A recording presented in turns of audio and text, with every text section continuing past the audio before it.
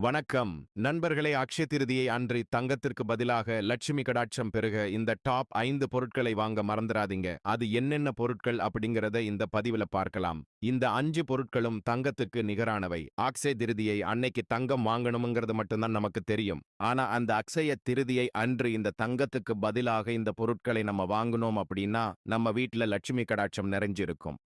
இந்த நாள்ல தங்கம் வாங்குவது நன்மை பயக்கும், இல்லைன்னு சொல்லல. ஆனா எல்லோருக்கும் இப்ப தங்கம் விக்கிற வேலையில தங்கம் வாங்க முடியுமா?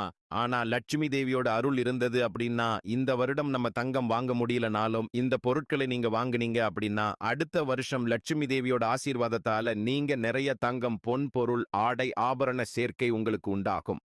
அது என்னென்ன பொருள் நம்ம இந்த நாள்ல வாங்கணும், அது என்ன முக்கியமான டாப் 5 பொருட்கள் அப்படிங்கறத தான் இந்த பதிவுல நம்ம பார்க்க போறோம்.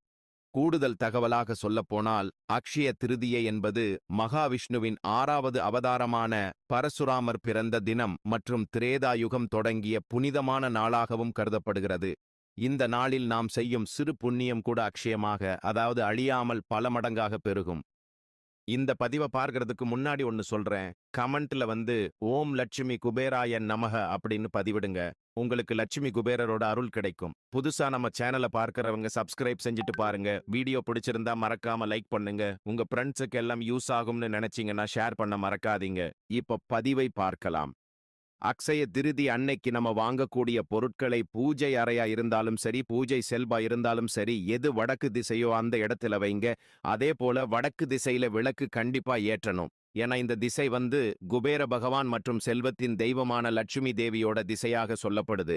இந்த திசையில, அதாவது வடக்கு திசையில விளக்கு ஏற்றுவதன் மூலம் அந்த நபர் மகிழ்ச்சி மற்றும் செழிப்பின் ஆசீர்வாதங்களை, மகாலட்சுமியோட ஆசீர்வாதத்தை பெற முடியும் என்று சாஸ்திரங்கள்ல சொல்லப்பட்டுள்ளது. வடக்கு திசை என்பது செல்வம் வரும் திசை என்பதால் அங்கு நெய் தீபம் ஏற்றுவது மிகவும் சிறப்பு. அக்ஷய அப்படிங்கிற சொல்லுக்கு ஒருபோதும் குறையாதது அப்படிங்கிற அர்த்தம். அதாவது குறைவில்லாத அதிர்ஷ்டம், செல்வம், மகிழ்ச்சி, வெற்றியை பெற வேண்டும் என்பதற்காகவே இந்த அக்ஷய திருதிய நாள்ல மங்கள பொருட்களை வாங்குவது, மங்கள காரியங்கள் செய்வது, அது மட்டுமில்ல நிறைய சுப காரியங்களை இந்த நாள்களில் செய்வது, புதிய செயல்களை துவங்குவது, இது மாதிரி செயல்களை நம்ம செய்யறோம்.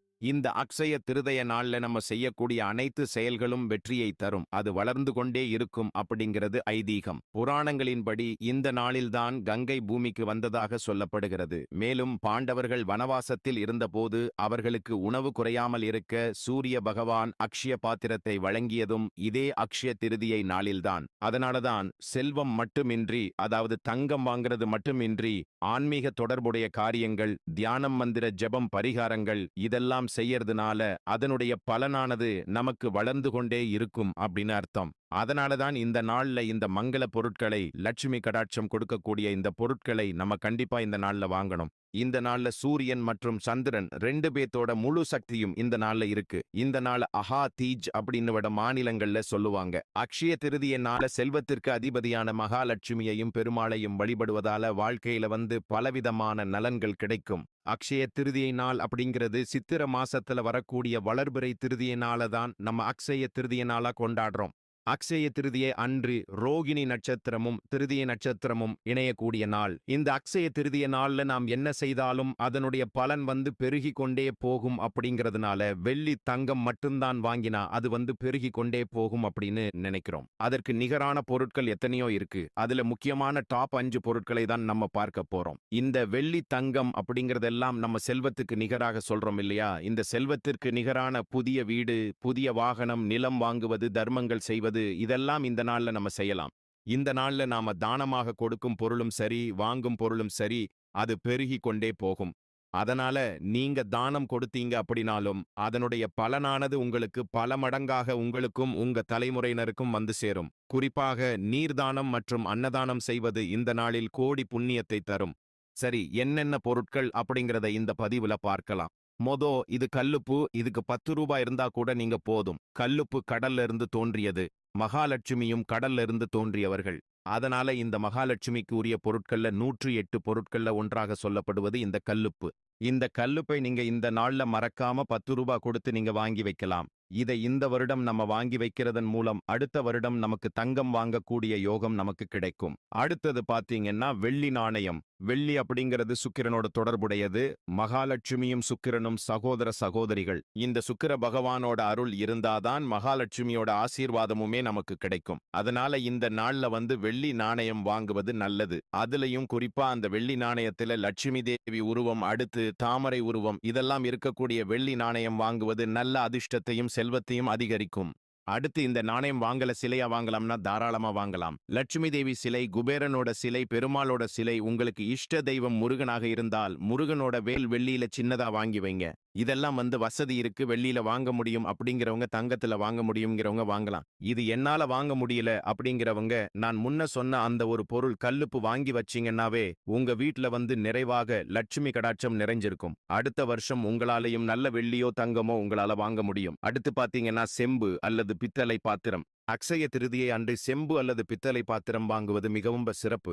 எதுவா வேணாலும் இருக்கலாம். செம்பு பாத்திரம், பித்தளை பாத்திரம் எது வாங்கினாலும் நல்லது. இத சமையலறையில வச்சீங்க அப்படின்னா லட்சுமி தேவியோட ஆசீர்வாதம் கிடைக்கும். புது பாத்திரத்தில் தண்ணீர் நிரப்பி வைப்பது லட்சுமி கடாட்சத்தை வீட்டில் நிலைக்க செய்யும். நான் உங்களுக்கு டிஸ்கிரிப்ஷன்ல செம்பு பித்தளை பாத்திரங்கள் இதுல தொடர்புடைய பொருட்களை கொடுத்திருக்கேன். மகாலட்சுமி சிலை, வேல், இது போன்ற குபேரன் சிலை இதெல்லாமும் கொடுத்திருக்கேன். உங்களுக்கு வாங்கணும்னு இருந்தா இதன் மூலமாவும் நீங்க வாங்கிக்கலாம். அடுத்தது பாத்தீங்கன்னா நவதானியங்கள். அக்ஷய திருதிய நாள்ல நவதானியங்களை வாங்குவது வீட்டில உணவு பற்றாக்குறை நீக்கி நமக்கு நன்மை அளிக்கும். அது மட்டும் இல்ல, ஒவ்வொரு தானியமும் ஒவ்வொரு கிரக சக்தியை மேம்படுத்தும். அதனால அது நம்மளுடைய குடும்ப நலனுக்கு உதவும். அதனால நீங்க என்ன பண்ணணும், இந்த நவதானியங்களை வாங்கணும். பருப்பு, அதே போல நம்ம சமையலுக்கு பயன்படுத்தக்கூடிய பருப்பு வகைகள், துவரம் பருப்பு, உளுந்தம் பருப்பு, பாசி பருப்பு, என்ன பருப்பா வேணாலும் இருக்கலாம். அதை இந்த நாள்ல வாங்குங்க. அரிசி மறக்காம பச்சரிசி வாங்குங்க. இந்த மாதிரி தானியங்களை வாங்குவதால வீட்ல பஞ்சத்தை தவிர்த்து நிலையான செல்வ செழிப்பை உருவாக்கும் அப்படிங்கிறது ஐதீகம்.